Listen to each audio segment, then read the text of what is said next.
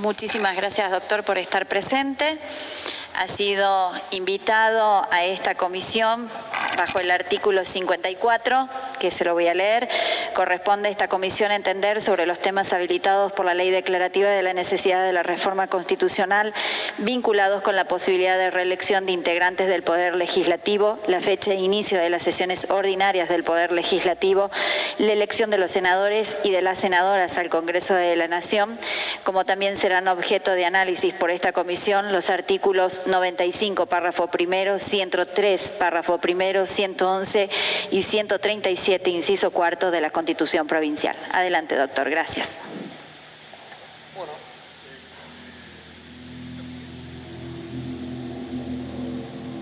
¿me escuchaban bien? Sí, pero no me lo ponga muy cerca porque retumba mucho. Es decir, al retumbar tanto, desde atrás no se escucha bien. Entonces, comienzo agradeciendo la invitación. Me imagino que habrá sido por mi pasado acá en esta casa, justamente en esta casa. Doctora Garro, ¿cómo le va?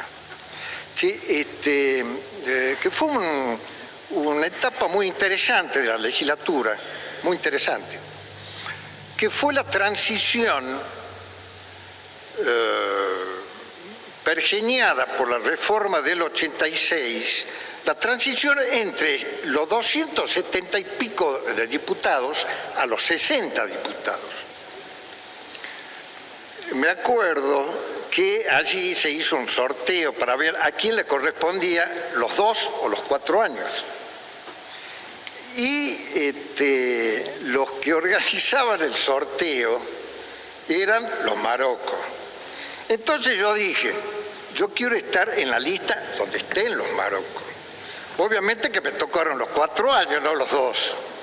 Entonces, amigos, también en esa época, después, 1 o 2 años después, me tocó ser vicepresidente primero de la Cámara, elegido con el voto, por eso la menciono esta anécdota porque es singular y tiene una consecuencia, elegido por el voto del justicialismo en los 2 bandos cromáticos que en ese momento se habían formado. Los cholos con los cholos, los negros con los negros. Por eso el eje era cromático. Pero con la particularidad de que mi partido, la Unión Cívica Radical, me votó en contra, y me votó en contra también el Partido Renovador de Salta. En ese momento lo presidía el Cholo Mauri al radicalismo, y Jorge Foloni, el actual presidente del Renovador, también era el presidente en ese entonces. Y recuerdo que estaban reunidos acá en el Comité Provincia del Radicalismo, tratando de maniobrar para que no se me elija. Bueno, la cuestión es que yo salvé la grieta peronista y la sangre no llegó al río, tampoco los peronistas, es decir, en ningún lado. Pero con lo que lo señalo porque quiero apuntar una cosa singular. Siempre tuve muy buena relación con el peronismo. Eso es una manifestación, esa es una manifestación. Por eso, algunas críticas que yo pueda vertir respecto del funcionamiento en sí del Poder Legislativo en Salta, no está llevada por un concepto gorila de la cosa, no, es un concepto funcional e institucional. Yo creo, y lo voy a ejemplificar también con otra anécdota, yo creo que el Poder Legislativo no cumple con su función, tanto la Cámara de Diputados como la Cámara de Senadores. Después voy a especificar por qué. Esta es otra anécdota, que yo me acuerdo, debe haber sido el año 85-86, yo aún no era diputado, yo cubrí el mandato durante el año 87 al 91, gobernaba Hernán Cornejo, del bando cholo, digamos, del peronismo, y un día, año 86, yo era apoderado del Partido Radical, y el apoderado del Partido Justicialista en ese tiempo era el doctor Catalano. Ahí lo conozco de naranjo a Catalano. Entonces, un día entrando por la parte de atrás, veo que entraba por la parte de adelante, la parte de la puerta principal, el gobernador de entonces, Roberto Romero. Me llama la atención y se dirige al bloque peronista que estaba hacia la derecha, hacia allá. Me llama la atención, entonces averiguo, y digo, ¿qué hace acá el gobernador? Dice, no, vino a negociar con su bloque la aprobación de un proyecto de ley que le interesaba para su gestión de gobierno. El dato este es muy importante. Con posterioridad, y no te enojes, Sonia, porque voy a mencionar la gestión del hijo de Roberto, con posterioridad, la Cámara de Diputados y la Cámara de Senadores fue manejada no directamente, personalmente, con su negociación personal, corpórea, en el seno de la legislatura por el gobernador, sino que la manejaba directamente por teléfono, a través, no de él, sino de su secretario personal, que es el que tenía un pensamiento político. El gobernador en ese entonces no tenía un pensamiento, tenía un concepto, una concepción empresarial de la cosa pública. ¿Qué había pasado entre el gobernador Romero padre y el gobernador Romero hijo, que obligó al primero a venir a negociar a la legislatura y al segundo manejar la legislatura por teléfono? Lo que había pasado era una modificación del sistema político. Ahí se produce un quiebre, un clic en el sistema político. El sistema político que nos rige es el presidencialista, obviamente, traído por Juan Bautista, ya lo saben todos, así que no estoy de maestro Ciruela, lo saben todos, traído Alberdi de Estados Unidos. La mención tiene su importancia por lo que voy a decir después. El sistema presidencialista se caracteriza por una rígida división de los poderes. Poder ejecutivo, poder legislativo, poder judicial y, si quieren, ministerio público, que para algunos es el cuarto poder de la República, en el 86 en Salta, el 94 en La Nación.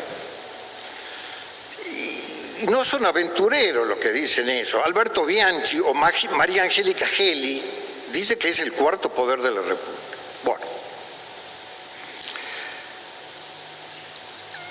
A diferencia del sistema presidencialista, en el sistema parlamentario no existe la división de poderes. Tanto es así que el poder ejecutivo o el gabinete de ministros surge del Parlamento.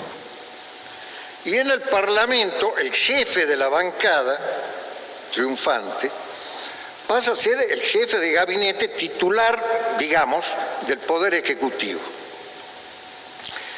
No existe, como decía, división de poderes, tanto es así que la más alta magistratura judicial no está en el Poder Judicial británico, digamos, sino que está en el seno de la Cámara de Lores, en que hay un tribunal superior que es el que va en última instancia,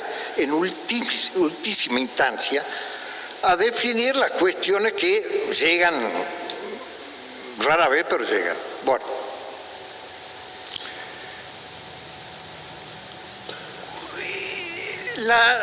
Lo que había sucedido en la provincia de Salta es que se había tomado una dinámica del sistema parlamentario y lo habían aplicado al sistema presidencialista. Yo creo que ahí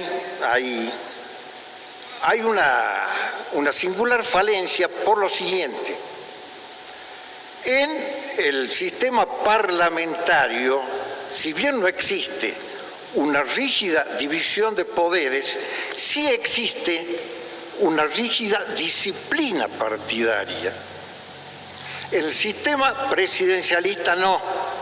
Tanto es así, y aquí viene la importancia que por qué citaba, de que venía de Estados Unidos la noción esta, porque en Estados Unidos la elección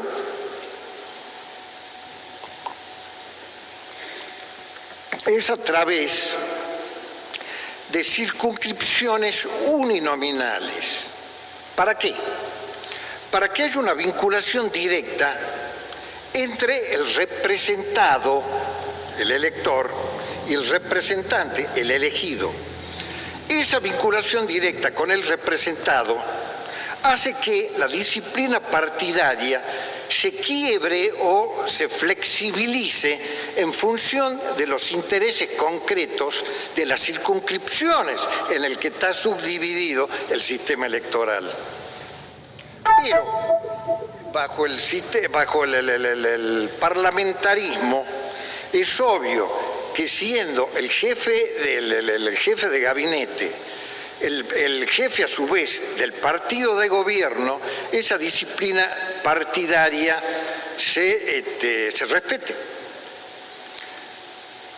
Si gusta tanto el sistema parlamentario, una fórmula que se podría aplicar para hacer de la necesidad virtud, o por lo menos del vicio ese virtud, es exigir que los integrantes del gabinete del Poder Ejecutivo provincial surjan de la Cámara de Diputados. ¿Para qué?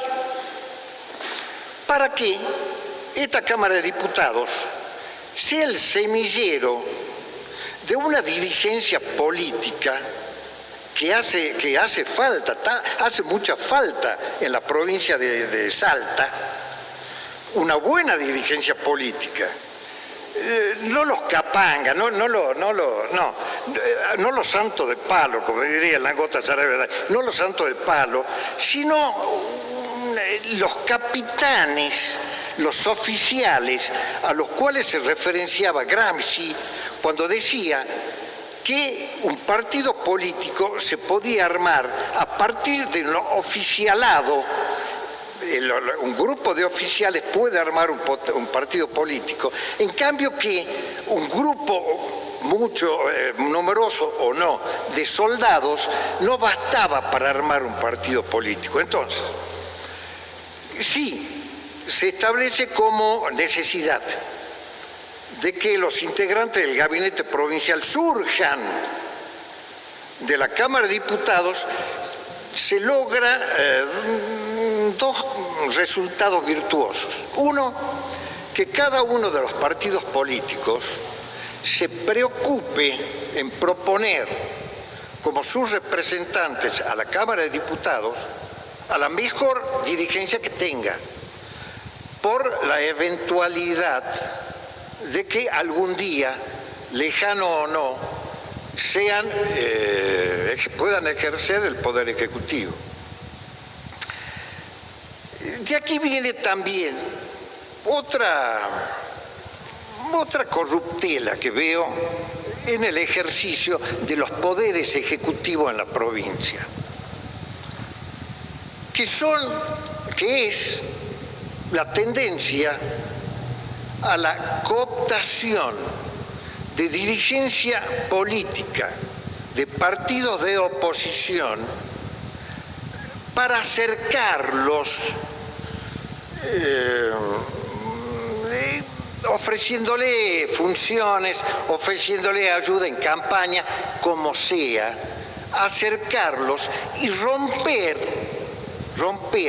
el sistema nuclear a través del cual se alimenta el sistema político virtuoso, no el vicioso.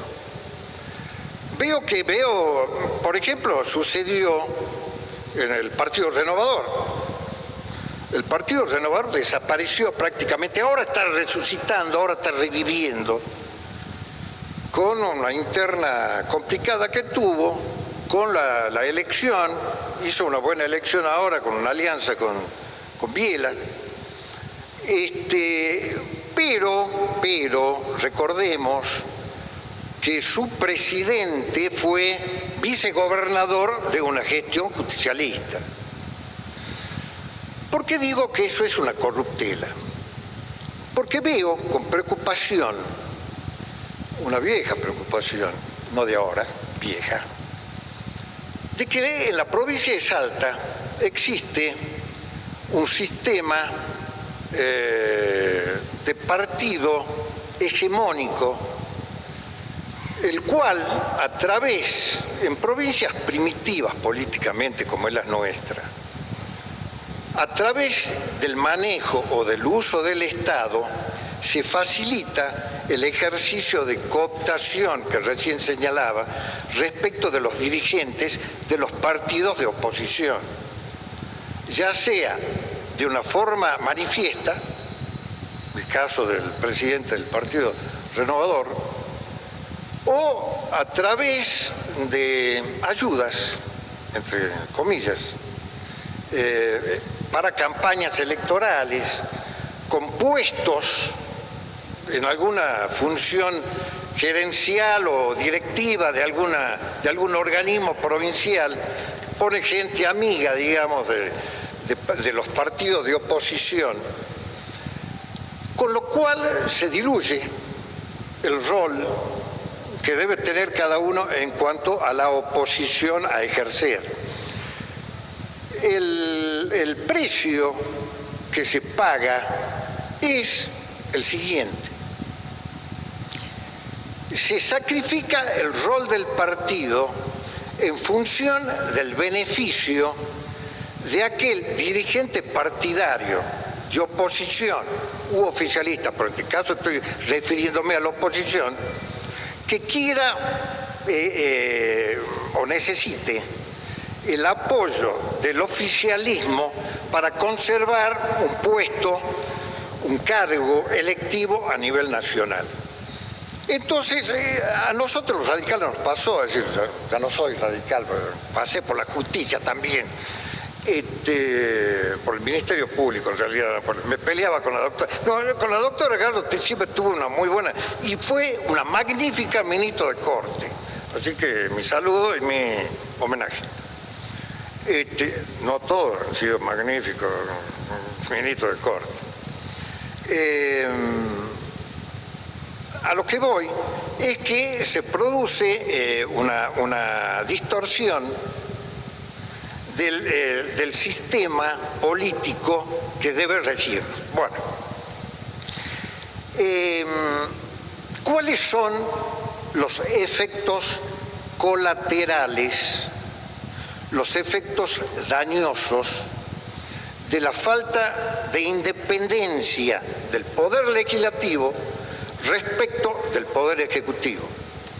Una de las funciones centrales que tiene el poder legislativo es el control respecto del poder ejecutivo.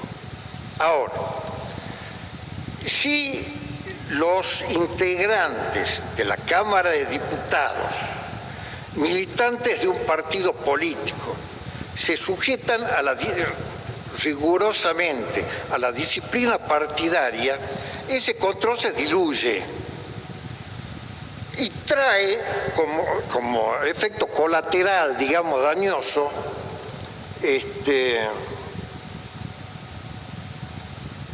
se me seca la boca, como efecto dañoso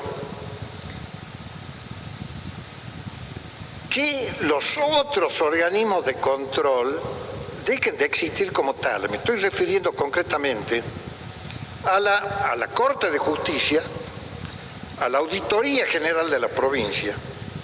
La Corte de Justicia, que depende del acuerdo del Senado. A veces los acuerdos del Senado me hacen acordar, o me hacen pensar en incitatus.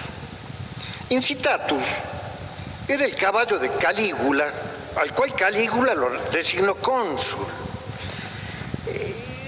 El filtro que debe existir en la Cámara de Senadores es pura galería. No basta que se publicite el currículum de los candidatos, no basta que sean, digamos, que se publique ese currículum, que se abra una instancia de observaciones u objeciones a esa persona, porque esas objeciones, aparte de no ser tenidas en cuenta en el Senado, en la Comisión de Acuerdo del Senado, son neutralizadas por todo el listado de firmas a favor que se recolecta por lo general en tribunales, por los dependientes de quien ejerce el poder de superintendencia de tribunales, que es la Corte de Justicia. Entonces, es un macaneo, ese es un macaneo. Si quieren oligarquizarse, es más serio el Club 20, que por lo menos una bolilla negra mata 10 bolillas blancas. Pero acá ni eso. Las observaciones que se hacen a los candidatos, aparte de ser merecedoras en algún momento de alguna sanción ejemplificadora disciplinaria, ni siquiera son leídas o tenidas en cuenta por la Comisión de Acuerdo. Entonces es un macaneo, es una pérdida de tiempo. Lo mismo sucede con la Auditoría General de la provincia. Ahí tienen un especialista en los organismos de control. Con la auditoría, no solo que no se cumple con los requisitos que deben tener los integrantes de la auditoría en cuanto a la formación profesional, sino que tampoco es garantía que la misma sea entregada en su dinámica o en su ejercicio a los partidos de oposición, por lo que acabo de decir. Porque los partidos de oposición o la dirigencia de oposición muchas veces son cooptadas, cooptada la dirigencia, por el ejercicio de quien tiene el poder ejecutivo. Entonces, el sistema político salteño está tan desordenado que uno pasa ya a desconocer qué intereses representa o qué intereses defiende tanto los partidos de oposición como todos los sectores en los cuales se subdivide el partido o el conglomerado de gobierno. ¿Por qué hablo de conglomerado? Porque con el tema del movimentismo, con el tema de... se diluyó el sistema partidario. Yo creo que en la reunión, la convocatoria de una convención constituyente es, digamos, una circunstancia propicia, una circunstancia valiosa para que se piense en la necesidad de forjar o reforjar o revivir, no el viejo, pero sí por lo menos un sistema político que sea virtuoso. Nuestra Constitución habla de los partidos políticos. Nuestra Constitución los considera organismos fundamentales, esenciales, en la dinámica institucional de la provincia. Yo creo que el titular del Poder Ejecutivo, que en definitiva es el jefe que establece los lineamientos políticos de la dinámica de la provincia, tiene que ponerse como objetivo el recrear en la provincia de Salta un sistema político que realmente sea virtuoso, con partido, como quieran llamarlo. La cuestión es la siguiente: desde el 83 a ahora, la provincia de Salta fue gobernada por un solo partido. Por eso digo que es hegemónica, un sistema de hegemonía. Con un interregno del Partido Renovador, que fue del 95 al 99, que para lo único que sirvió es para sacarla a la provincia de Salta del listado de aquellas provincias que siempre, desde el 83 a esta parte, fueron gobernadas sin excepción por un solo partido. Tucumán, Santiago del Estero, bueno, Santiago del Estero está por un radical fugitivo, digamos, que es Zamora, pero mañoso el hombre. San Luis y Formosa.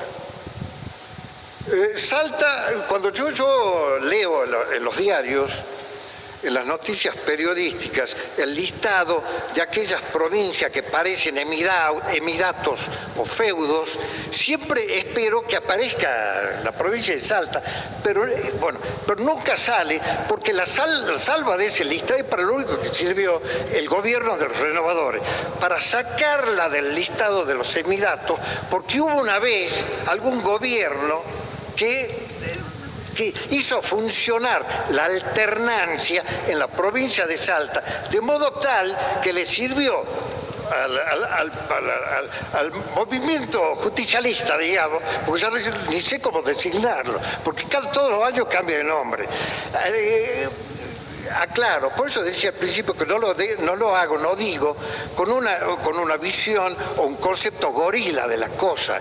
Les tengo simpatía, me resultan divertidos, traviesos pero divertidos, pero bueno, yo creo que hay que poner un límite, y yo creo que la reunión de la Convención Constituyente es una circunstancia propicia como para empezar a pensar en eso.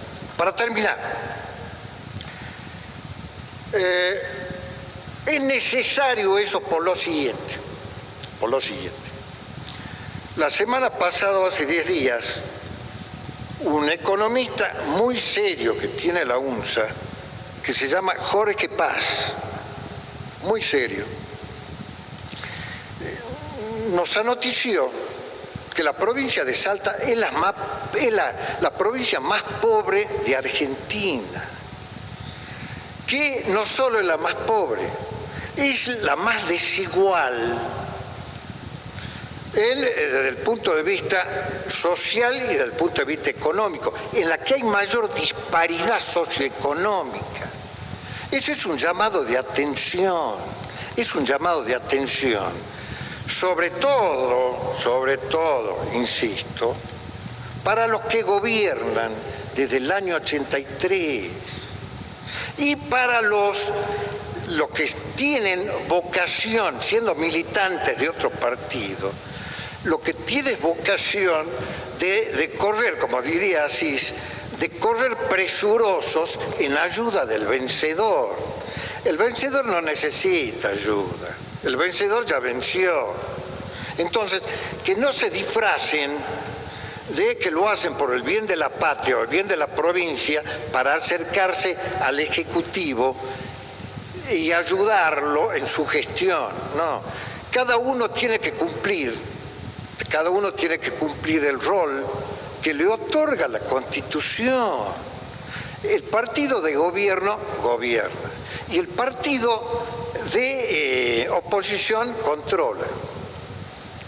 Y el brazo legislativo del partido de gobierno no obedece las órdenes telefónicas, controla, es un poder independiente. Esa es la función que está desnaturalizada. En el régimen presidencialista existe, insisto, para terminar, una rígida división de poderes y está claramente establecido cuál es el rol del poder legislativo. Entonces, hay que elegir, así como a los jueces hay que elegirlos por su excelencia académica, por su excelencia funcional, que es lo que le da autoridad y lo que le da en definitiva la posibilidad de ser imparciales y en la propia dignidad personal. No es ni la inamovilidad de por vida, ni la intangibilidad salarial, ni el no pagar ganancias, no. Esos son privilegios, digamos, que no siempre garantizan que sean imparciales y que sean independientes. Entonces, yo estoy de acuerdo, perdón que me haya ido por las ramas, pero estoy de acuerdo con el limitar el término de los mandatos. Estoy de acuerdo en la rotación, estoy de acuerdo en la alternancia. Muchas gracias y bueno, disculpen la lata, pero... Muchas gracias, doctor. La verdad que ha sido muy interesante su exposición. Vamos a iniciar las preguntas. Tiene la palabra la convencional Garros Martínez. Bueno, muchas gracias, doctor. Le agradezco sus palabras en cuanto a mi gestión en el cargo de la justicia, pero no hice ni más ni menos que lo que el cargo merecía. Después usted señaló de la cooptación que hace el poder gobernante de los dirigentes de los otros partidos. Y eso demuestra que los dirigentes de los otros partidos que no gobiernan o se perdieron en la doctrina o se olvidaron de la ética y de los principios partidarios. Entonces, eso es lo que quizás haya que trabajar en los partidos políticos, porque eso de las lealtades sucesivas y pasar de un gobierno a otro es lo que nos ha perjudicado a todos. Además, a mí me parece que los peronistas hemos tenido y seguimos teniendo una ideología. Ideología. Y que eso de que los peronistas han sido medios pícaros, yo creo que los radicales nos han ganado, ¿no?, en las sucesivas gestiones. Han sido muy buenos doctrinarios, pero malos ejecutivos, lamentablemente, porque yo me acuerdo haber escuchado a algunos legisladores brillantes, entre los cuales estaba usted. Pero después en los ejecutivos no se repetía esa brillantez. Y yendo al tema de la función de la legislatura, coincido con usted. Es el poder que debe ejercer el control político y coincido que no lo está realizando acabadamente. Yo no sé si es porque los partidos perdieron con esto de los frentes y de las divisiones su identidad y perdieron el objetivo que deben tener como políticos, de que es servir al ciudadano. Entonces, a mí me parece que hay que ir por ahí, por recuperar la ética y los valores políticos. Y a partir de ahí, que yo creo que la legislatura va a empezar a ejercer ese control político, ayudado por los órganos de control, que son órganos de control técnicos, que le deben facilitar a la legislatura, que a veces puede o no tener, porque no es requisito del legislador tener esos grados académicos que le permitan ejercer un control técnico, pero sí la auditoría puede ayudar y debe ayudar a ejercer ese control técnico. Yo creo que ahí es lo que está fallando, más que la falla de la auditoría, que la tiene y bastante, y las fallas del Poder Judicial, que también las tiene, y las tuvo cuando yo estuve y las sigue teniendo ahora. Es la legislatura la que debe ejercer el cargo y debe ejercer la función sobre todo del control político. Entonces, yo me alegro que usted señale de la importancia de limitar el término de la función no solo en los poderes ejecutivos, sino también en los poderes legislativos. Porque quizás en las grandes ciudades no se note, pero en las pequeñas ciudades y en los departamentos alejados, el poder no es tanto del gobernador, es del diputado o del senador. Y entonces vemos algunos representantes del legislativo que están muchos años en departamentos que cada vez están más empobrecidos. Entonces, yo me alegra que usted comparte esta idea que creo que tenemos muchos de los convencionales de limitar el poder en la duración en el cargo no solo del Ejecutivo, sino también del Legislativo.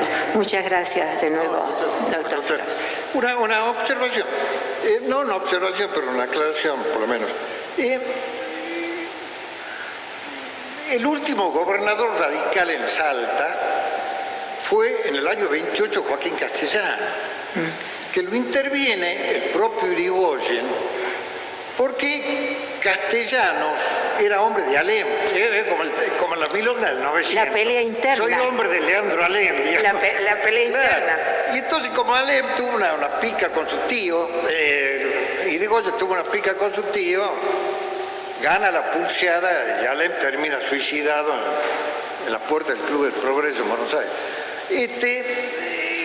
Hay provincias, hay municipios en el interior del país que están muy bien gestionados por el radicalismo. Tuvo, digamos, no salgo en defensa de nada, la gestión de Alfonsín fue una gestión muy trabajosa, muy dificultosa, porque salíamos de varios defaults, de un default económico que dejaron los milicos, no se pagaron, un default en cuanto a los derechos humanos, una guerra perdida. Es la primera guerra que la República Argentina perdió en toda su historia. Entonces, había que rearmar todo eso, Y yo creo que el único objetivo, o el único mandato histórico que tuvo Alfonsín en esa instancia fue la recuperación de la democracia. Y eso lo consiguió, incluso ahora se lo está rescatando cada vez más, porque por suerte, los argentinos, porque antes por lo general los golpes eran cívicos-militares, porque había muchos civiles que iban a golpear los cuarteles. ¿Y de quién partido eran esos civiles? ¿Cómo? ¿De qué partido eran esos civiles? Y bueno, había gente de todos los partidos, había gente también del radicalismo, que le cajonearon para el derrocamiento de Frondizi, por ejemplo, con la pica interna que hubo. Sí, cada uno tiene que hacerse cargo. Ahora, el que tiene la responsabilidad principal, el rescate del sistema político, es el titular del Poder Ejecutivo, por lo que le decía hace un ratito, porque el que tiene que, digamos, tirar el corazón tras de la tapia e ir a buscarlo, el que establece la dirección que tiene que tener la gestión política y administrativa e institucional de la provincia. Entonces, si se pone como objetivo el rescate del sistema político para trascender con ese logro, como trascendió Alfonsín. Perdón, Presidenta, una sola cosa. Convencional. De lo único que no hablé fue en relación a la exposición brillante del doctor Saravia, era esa división entre los cholos y los negros, ¿no?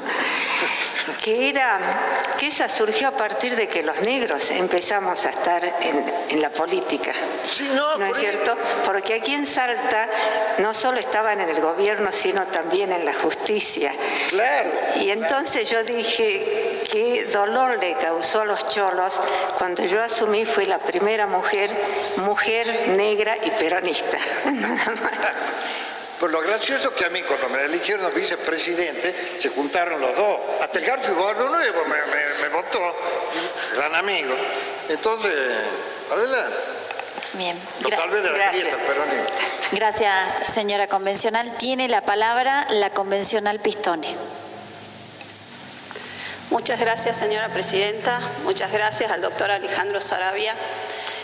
La verdad que tengo una gran admiración por su labor, sobre todo como fiscal de corte. Y la verdad me siento muy honrada de que esté acá y nos haya ilustrado de manera tan clara sobre las causas, los motivos y la historia de esta falta de independencia de los poderes en la provincia de Salta. Yo quería hacerle dos preguntas, doctor.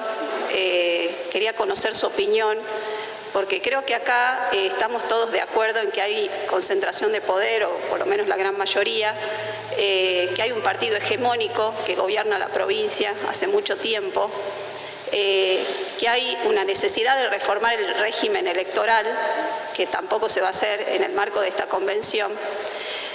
Y entonces, ¿cómo podemos nosotros como convencionales de alguna manera facilitar, digamos, esta alternancia en el poder y también de alguna manera fortalecer el control del poder legislativo, que es lo que nos convoca en esta comisión? Y hay dos cuestiones que desde el bloque, Juntos por el Cambio Más, que integro, nosotros proponemos, y una es que no haya elecciones de medio término. ¿Y cuál es el motivo principal? Nosotros creemos que las cámaras legislativas están de alguna manera integradas de manera mayoritaria por el poder de turno. Entonces nos parece que las elecciones de medio término de alguna manera favorecen esto de manera periódica. Si no existieran las elecciones de medio término, pensamos que podría haber mayor representación de las minorías y también se favorecería la paridad de género, que también estamos advirtiendo como una cuestión a la cual todavía no se ha dado solución. Eso por un lado. Y por otro lado, también consideramos, y acá comparto con algunos convencionales, se encuentra acá presente el convencional Monteagudo, que hizo una pregunta similar al expositor anterior. ¿Qué opina usted sobre la incompatibilidad entre parientes, digamos? Es decir, nosotros proponemos que no puedan sucederse, pero tampoco que puedan ocupar de manera simultánea cargos en los poderes legislativo y ejecutivo de manera simultánea o sucesiva, parientes en el segundo grado de consanguinidad o afinidad. Y más allá de los cuestionamientos que esto pueda llegar a traer, nosotros consideramos que no tenemos que dar la posibilidad de que suceda lo que, por ejemplo, sucedió en Tartagal, como recién escuchamos, que dos hermanos ocupaban primero de manera simultánea dos poderes que debían controlarse. Uno era concejal, el otro era intendente, y me parece que es muy difícil que uno pueda creer que un hermano pueda controlar de manera simultánea a quien está desempeñando el cargo de intendente. Y después se agravó la situación cuando ese intendente, por pasar a otro cargo, dejó a su hermano, digamos, ocupando el poder ejecutivo municipal. Entonces, para evitar estas situaciones que hacen tan mal a la democracia y mal a los pueblos, nosotros consideramos como una solución o una propuesta que queremos traer esta incompatibilidad, que además es temporaria. Es decir, es temporaria, y que esta persona, este pariente, si bien no se podría presentar de manera sucesiva o simultánea, sí lo puede hacer con intervalo de un periodo de mandato. Muchas gracias, doctor. Es interesante. Yo creo que para poseer una virtud hay que actuar como si uno la tuviese. La virtud es un ejercicio. No sería necesaria esa limitación si nosotros fuésemos virtuosos. Estaba pensando en Lacalle, padre, y Lacalle, hijo, que ambos fueron presidentes de la República de Uruguay. Lo pueden ser porque Uruguay, por la herencia artiguista, es un país virtuoso desde el punto de vista institucional. Ahora, nosotros que no lo somos, por lo menos reconozcamos nuestros vicios, creo que temporariamente habría que poner ese límite para que no haya tentaciones. No haya tentaciones. Estoy pensando, no sé cómo terminará la cuestión del lío este que se le armó al electo senador nacional en Tucumán, que renunció y entra la mujer. Son cosas absurdas. A ver, y eso de Macondo. Son situaciones inimaginables para países desde el punto de vista institucional serio. Como no lo somos, hay que poner esas limitaciones. Esas limitaciones pueden ser temporarias. Digamos, de acá a la próxima reforma de la Constitución, cuando la virtud se haga carne de tanto ejercerlas. Hay que ejercerlas. Si no se la ejerce espontáneamente, la letra con sangre entra. Bueno, hay que meterle un poco de sangre en el buen sentido de la palabra, prohibiéndole ese ejercicio simultáneo o sucesivo. ¿Está bien? Estoy de acuerdo. Gracias, convencional. Tiene la palabra la convencional Planes. Sí, gracias, señora presidenta. Sí, yo lo que quería plantear, escuchándolo, es, por un lado, el tema de la independencia de los poderes, teniendo en cuenta ya que el Poder Ejecutivo tiene el poder de veto, empezando por ahí, algo que no se está discutiendo en esta convención. El segundo punto, lo que usted dijo en relación a el nombramiento de la Corte de Justicia con la cuestión del acuerdo del Senado. Bueno, yo lo planteé en esta convención y hay algunos senadores aquí, que se hizo un acuerdo en donde uno de los Cortes de Justicia es Aguilar, que es un abogado del genocida Blaquier, en donde no sé qué independencia política puede haber cuando lo que se muestra es que está con los patrones, incluso con una patronal genocida. Entonces, en ese marco que hay muchas cuestiones que hacen a la vida cotidiana de las personas trabajadoras, de las familias, de las mujeres, que primero que quedan totalmente afuera de esta discusión de la convención, pero que también quedan afuera en relación a la situación que se vive cotidianamente. Usted acaba de decir, la Universidad de Salta dio un informe en relación a que estamos más de la media sobre la pobreza, ¿no? En un 54%. Eso es terrible y lo que genera muchas situaciones, como fue las manteras queriendo tener trabajo y que una jueza diga que hay que reprimirlas, que hay que sacarlas de la peatonal, un gobierno provincial que acepta eso y un gobierno municipal que sale el otro día con un discurso a decir el orden se instaló en la ciudad. Entonces, yo en ese aspecto lo que quería plantear es que me parece que disiento tal vez con usted en relación a un sistema político virtuoso. Yo creo que los partidos políticos tienen proyectos políticos y de acuerdo a esos proyectos políticos es lo que desarrollan y es como se va viendo, por ejemplo, que el Poder Legislativo termina siendo una casta política en relación a que ganan 10 veces más que lo que cualquier trabajador, en relación a que defienden los intereses de los dueños de la provincia. Nosotros estamos en una provincia que en los últimos 20 años ha concentrado la tierra y 70 familias son dueñas del 50% de la tierra productiva. 50%, mientras tenemos 72.000 familias que no acceden a la vivienda. Entonces, si ahí no hubo un entramado entre lo que es el Poder Legislativo, el Poder Ejecutivo y el Poder Judicial, ¿cómo se entiende? Cuando aumentan los desmontes, se corren a las culturas originarias, pero nadie lo ve. Entonces, nosotros, por ejemplo, desde el Frente Izquierda Unidad, lo que vemos es que en todos estos casos se va poniendo en evidencia la putrefacción de este régimen, la complicidad que hay de los distintos poderes y lo que estamos planteando, y en esto quería saber cuál era su opinión, es que estamos planteando que la revocabilidad, es decir, usted también dijo, ¿no?, que muchos en campaña dicen una cosa y después hacen otra. Bueno, nosotros estamos planteando la revocabilidad como una primera herramienta que tenga el pueblo trabajador para poder sacar a esos dirigentes políticos que no cumplen con lo que dicen, y por otro lado estamos planteando que todos los funcionarios políticos ganen igual que un trabajador, igual que una maestra, y que en el caso de los jueces sean elegidos por el voto popular. Muchas gracias. Bueno, interesante. Yo coincido con Gargarella, Roberto Gargarella, que dice, que establece, que lo que acaba de decir usted también, que no basta ya el voto en el sistema democrático para poner de manifiesto la voluntad del representado. No basta el voto. Creo sí que habría que sancionar, habría que establecer la revocatoria de los mandatos cuando se incumple, mejor dicho, con lo propuesto electoralmente.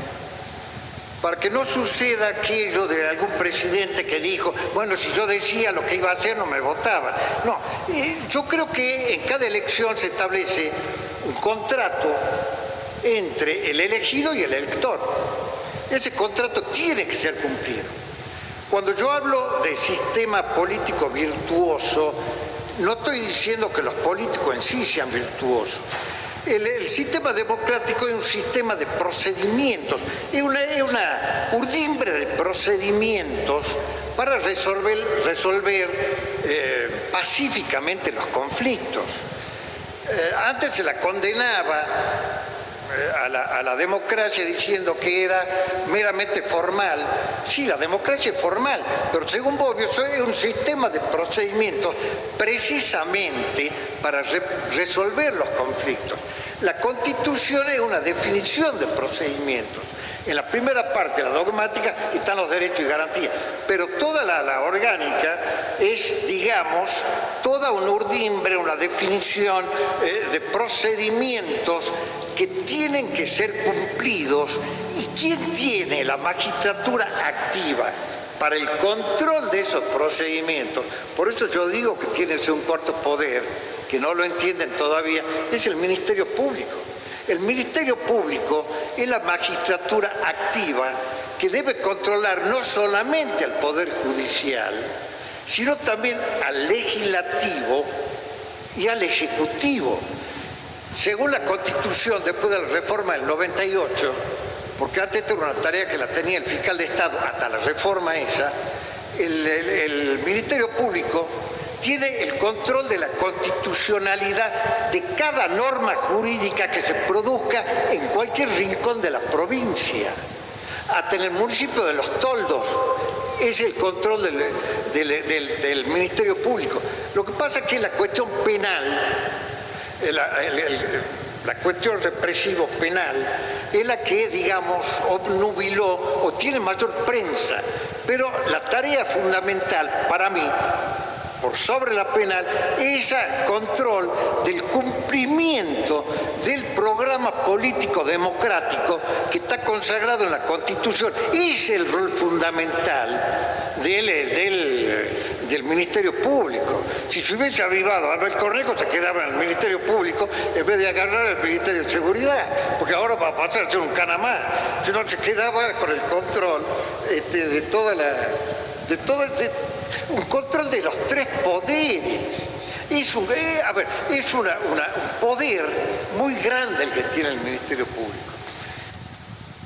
Cuando yo hablaba, insisto en eso para que quede claro, cuando yo hablaba de lo virtuoso del sistema político, es a lograr esa virtud en función del ejercicio. No digo que sea, y creo que, y esto es la tercera vez que lo digo, que el principal responsable es la cabeza del Ejecutivo Provincial. Se tiene que hacer cargo de eso. Gracias, convencional. Tiene la palabra el convencional Fara. Bueno, doctor, coincido plenamente con su análisis y manifiesta también la opinión que tiene la ciudadanía en general de la situación política de la provincia. Por algo se llamó una reforma. Algo debe no estar funcionando porque se llamó una reforma. La pregunta es bien cortita que tengo. ¿Usted cree que esta reforma constitucional va a modificar poco o mucho el estado actual de cosas. Ese diagnóstico que usted dice. Yo voy a ser sincero.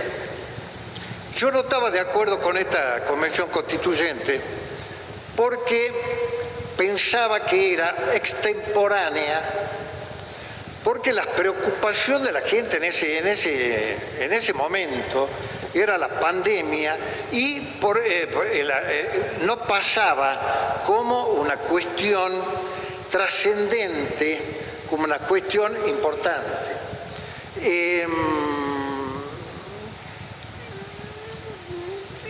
El efecto que pueda tener, por ahí yo veo que llevado por un exceso de entusiasmo, veo que dicen que va a ser una reforma constitucional, que va a modificar la convivencia de la provincia. No, yo creo que no. Yo creo que va a mejorar el tema de la alternancia, que en realidad es el compromiso que adoptó, según él dice, en la campaña electoral el gobernador Sáenz, el compromiso porque era un proyecto que él presentó siendo senador provincial. Está bien, pero yo creo que hay que acotarlo a eso. ¿Para qué? Para evitar también la pérdida, el generar falsas expectativas y evitar también que la creación, la generación de una sensación de frustración cuando, concluida la reforma o el trabajo de todos ustedes, la gente vea que la vida no le cambió mucho. Entonces, yo creo que hay que bajar un poco los decibeles en cuanto a las promesas, en cuanto a la altisonancia de los discursos y al decir que esto es una reforma fundamental. No es una reforma fundamental. No es una reforma fundamental. Yo creo que lo fundamental es que cada dirigente tome conciencia de la responsabilidad que tiene. Y cuando hablo de dirigentes, no solo me refiero al Ejecutivo, me refiero al Legislativo y me refiero al Judicial y me refiero también al Ministerio Público. Que cada uno tome conciencia de lo que tiene en la mano, que no se trata de ser una casta, no se trata de cobrar buenos sueldos, sino que es una responsabilidad muy grande la que tienen en mano. Cuando vemos, es muy serio el estudio que hizo Jorge Paz y es muy serio el resultado de ese estudio en decir que la provincia de Salta es la más pobre de todo el país. Esto es para generar una nueva épica. Es este el objetivo que deben tener. Por ejemplo, usted mencionaba, no hay una política demográfica, no hay una política de tierras, no hay una política de colonización. Yo creo que tiene razón Grabois cuando dice hay que colonizar, claro, pero hay que colonizar, digamos, poniendo como una nueva épica la recuperación de la Patagonia, pero no la parte turística de la Patagonia, sino la parte en la que hay que laburar, que es la parte, digamos, hacia la parte oceánica de la Patagonia. Porque lo otro está destinado, digamos, al sector servicios, respetando los derechos de los auténticos mapuches, respetando el derecho de los ocupantes originarios, todo lo que quieran, pero sin vivos, sin avivadas. Que la avivada no la haga Benetton porque tampoco la hagan los otros, es decir, sin avivada de nadie. Necesitamos una política demográfica. A lo que voy, el hecho de que sea objetivamente la provincia de Salta la más pobre es una apelación a todos los habitantes de Salta y mucho más a la dirigencia política de Salta. Ese es el contenido que debe tener la nueva épica. Ustedes tienen que ser funcionales, digamos, a ese objetivo que debe tener con fuerza la provincia. Muy bien, gracias, señor convencional. Tiene la palabra la convencional Escudero. Gracias, presidenta. Gracias, doctor Saravia. Yo lo conocí al doctor Saravia como diputado provincial y por eso pedí que se lo invite. Yo era asesora, aquí me sentaba en la última fila y en esa división cromática del justicialismo yo estaba con los negros. Eso es esa Cámara que yo recuerdo, donde la Cámara ejercía el poder, controlaba al Poder Ejecutivo. ¿Y por qué podía hacerlo? Porque no había reelección del gobernador, un mandato, y entonces el Poder Legislativo era fuerte. El sistema de reelección del gobernador ha llevado a tal concentración de poder que el resultado es este que nos mostró Jorge Paz. Entonces, el sistema institucional es responsable del aumento de la pobreza y la desigualdad en esta provincia. Y tenemos en esta reforma constitucional la oportunidad de hacer algunos cambios, no muchos, pero si afinamos un poco la puntería, podemos empezar a vincular funcionamiento institucional con reducción de la pobreza y reducción de la desigualdad. Ese tiene que ser nuestro objetivo, nuestra forma, a dónde queremos llegar. Hasta tanto podamos, hoy nos pasamos hablando de que el Poder Legislativo de Salta no ejerce el control. No ejerce el control porque el sistema electoral le regala mayorías de 2/3 al gobernador de turno. Pero no podemos tocar el sistema electoral, no estamos habilitados, y no podemos discutir la bicameralidad, tampoco estamos habilitados. Pero hay algunas cosas que sí me parece que deberíamos empujar. Una es que no tenemos una ley de partidos políticos de la democracia. La ley de partidos políticos de Salta es un decreto ley de la dictadura. Nunca en estos 37, 38 años de democracia el Poder Legislativo de Salta se sentó a ver, bueno, qué ley de partidos políticos necesitamos. Y otro tema que sí lo podríamos habilitar mediante la posibilidad de enmienda constitucional es la creación de un tribunal electoral independiente. Mientras la Corte de Justicia tenga todo el poder electoral, se dedican a aprobar estas pymes, como decía el convencional Villegas, para apoderarse del poder. Entonces nosotros necesitamos dar esos pasos con miras a un sistema que nos conduzca a la reducción de la desigualdad y la pobreza. A mí me da escozor cuando escucho de algunos convencionales, con total buena fe lo dicen, que la gente está cansada de votar, que la democracia sale muy caro y por eso hay que suspender elecciones. A mí me da escozor. La elección de medio término es el único control político que existe. Al no funcionar el control político del Poder Legislativo, al no funcionar el control de la auditoría, lo que sí funciona es el control popular cuando cada 2 años va y vota. Entonces hay que mejorar el sistema electoral, hay que tener un tribunal electoral independiente, pero lo que no hay que hacer es eliminar las elecciones y las consultas a la ciudadanía. Lo que hay que hacer también es transparentar, obviamente, el financiamiento de las campañas políticas. Y finalmente, el poder que tiene el Ministerio Público, yo coincido en que es extraordinario, pero mientras a los miembros del Poder del Ministerio Público los elige el gobernador y duren 6 años, estamos en la misma. El Ministerio Público tampoco controla. Sí, coincido. Coincido, pero también resulta interesante lo que decía la doctora Pistone en cuanto, a ver, como hipótesis de trabajo. Yo creo que hay que llegar a lo ideal por aproximaciones sucesivas, paso a paso, poco a poco. El tema de las elecciones cada 4 años es para evitar que cada 2 años todos se pongan en corriente electoral y se deje de gobernar. Respecto de la experiencia que tuve en el Ministerio Público, concretamente, tuve 20 años en el Ministerio Público. Los procuradores generales, por lo general,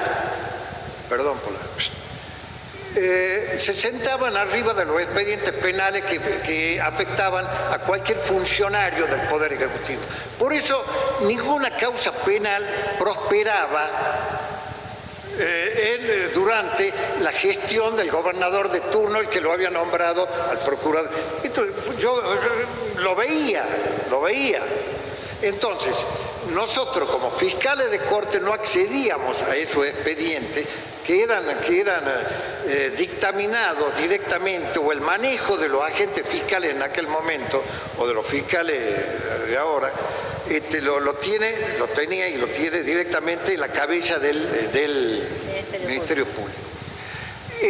También tenía las causas contencioso-administrativas, en la que la provincia era la demandada. Eso también era, digamos, un ejercicio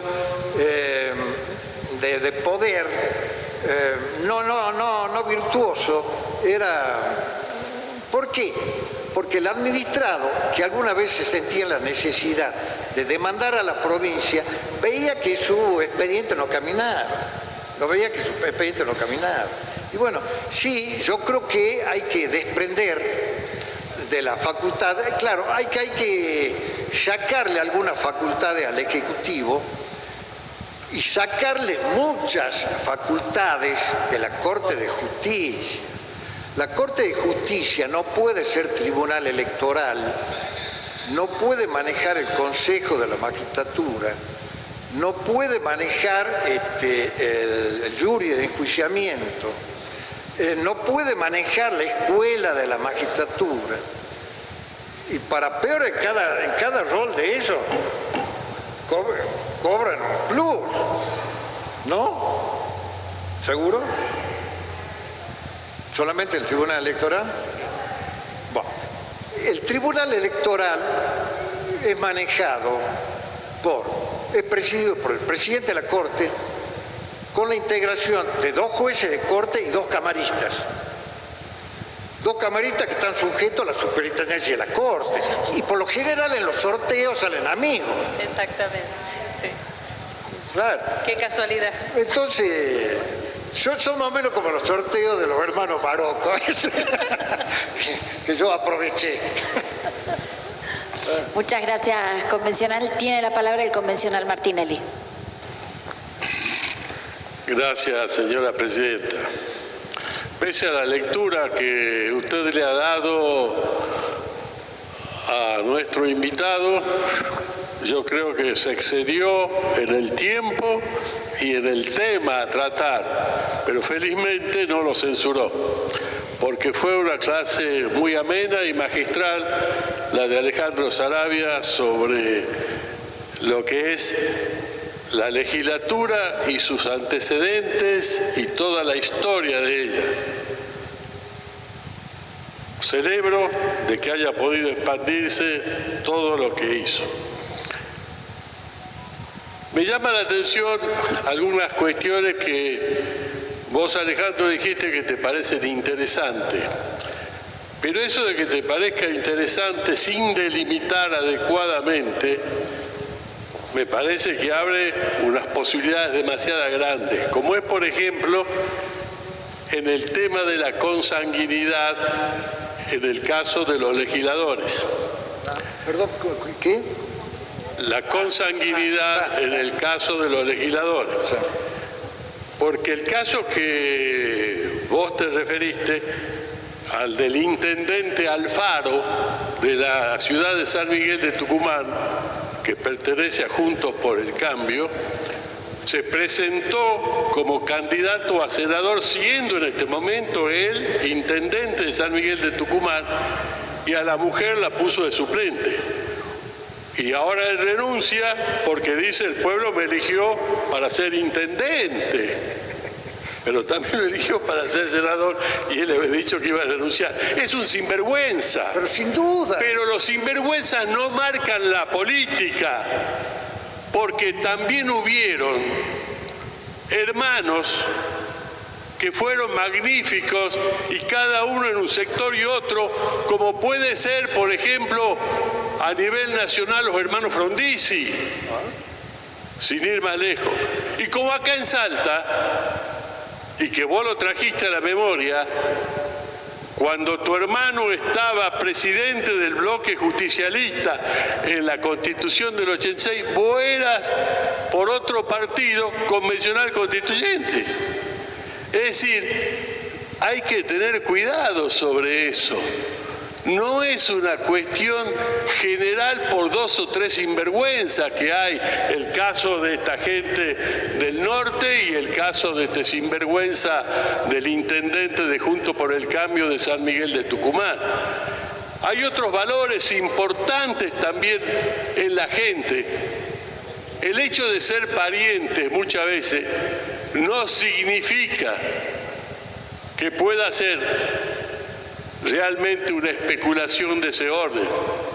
Eva Perón, el pueblo la pidió para que sea vicepresidenta de la Nación y ella hizo el renunciamiento histórico por el hackeo militar que tenía el general Perón.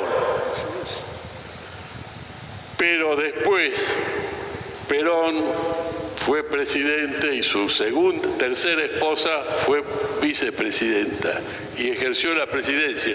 A disgusto mío, por cierto, pero lo fue. Pero no hay que caer en los extremismos de pensar de que todos los parientes son unos sinvergüenza. Alfaro y Ávila, que es el matrimonio, que no son parientes, porque ellos no son familia, son matrimonio, es decir, una sociedad conyugal, no significa que tengamos que hacer una raza igual para todas las familias. Yo no me inclino por la generalidad, habiendo 2 o 3 ejemplos de la naturaleza. Por eso, Alejandro, que lo tuyo fue magistral, no solamente fue memorioso, sino conceptualmente valioso. No me gustaría que plantee las cuestiones como interesantes, como siendo un apoyo general a ese tipo de situaciones. Eso en primer lugar. Y en segundo lugar,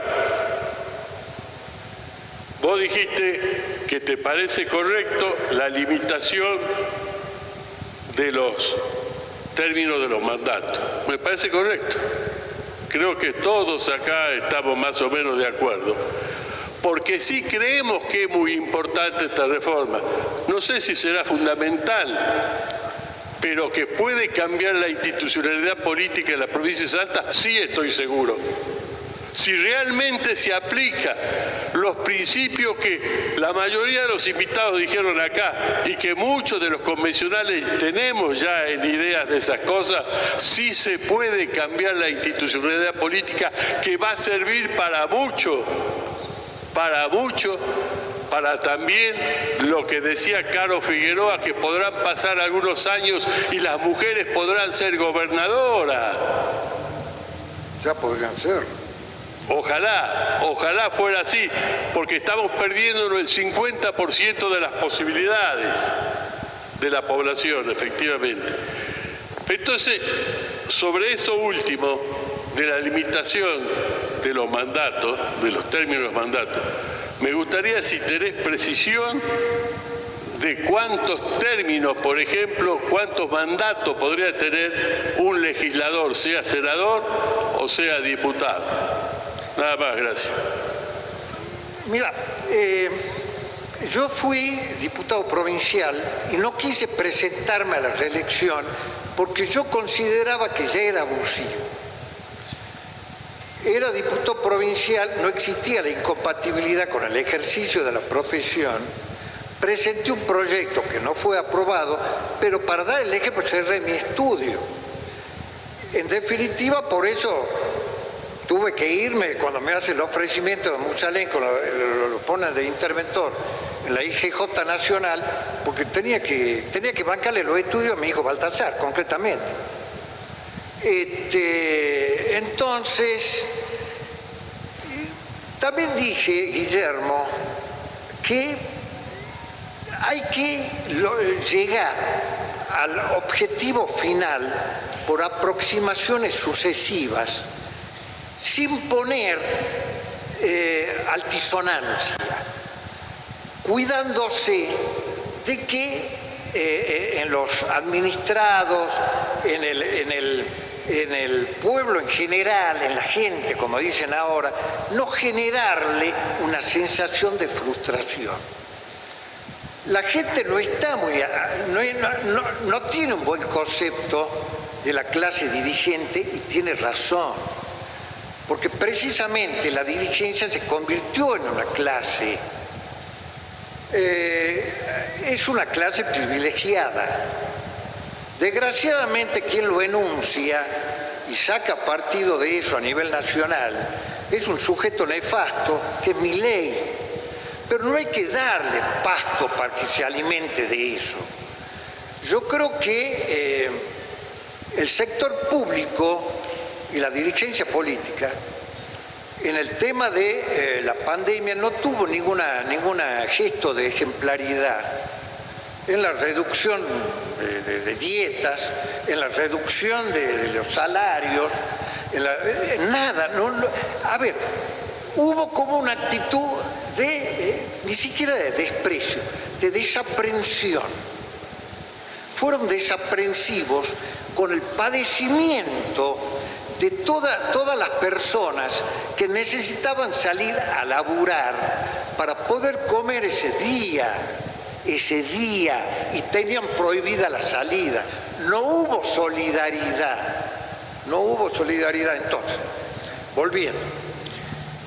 Creo que sin altisonancias, como dije, a lo virtuoso se llega por aproximaciones sucesivas. Y sería deseable que toda la dirigencia política comience a hacerse cargo de su responsabilidad y de la carga que tiene sobre sus espaldas, que pasa por la ejemplaridad y pasa por la solidaridad, pasa por eso. Así que estamos de acuerdo, Guillermo, estamos de acuerdo. Y muchas gracias por elogiosas palabras. Muchas gracias. Faltaría, Sí. Presidenta, el tema de si tenés pensado. Sí, yo creo que con 2 mandatos es suficiente para agotar la bondad que pueda ofrecer esa persona, porque por el propio ejercicio acá como legislador, la escoba nueva barre bien. Cualquiera que tiene ideas fuertes, en 4 años la puede consagrar y por lo menos hacer un esfuerzo para tratar de convencer a sus compañeros no solamente de bloque, sino porque se establece una cierta, no complicidad, por Dios, sino una cierta relación de amistad, de conocimiento, de acercamiento, a través de la cual se salvan las grietas. Sentados en un mismo ambiente y tomando un café se puede conversar. En 4 años hay tiempo para muchos cafés y en 4 años hay tiempo para convencer a los que están sentados al frente de la bondad de lo que lo quieren, sin plantear blanco, negro. Hay que tender puentes y hay que convencer a los demás. Como decía Cardoso, el brasilero Fernando Henrique Cardoso, la política es explicar, es hablar, es contar, es decir, convencer y entusiasmar. Muchas gracias, Alejandro. Gracias, señor convencional. Pidió la palabra el convencional Lardíez. Quiero preguntar si alguien más quiere anotarse para pedir la palabra en virtud del horario y siendo que tenemos 5 oradores más. ¿No? Convencional Lardíez tiene la palabra. Muchas gracias, señora Presidente. Ya que se marcó lo del legislador de Tucumán, que de Juntos por el Cambio, claro que nosotros repudiamos esa actitud, nos parece totalmente fuera de lugar y es una demostración de que no somos obsecuentes, no somos partidarios. Ojalá los legisladores constituyentes del 2003 hubieran desatendido las intenciones del gobernador de perpetuarse en el poder, pero acceder a una segunda reelección.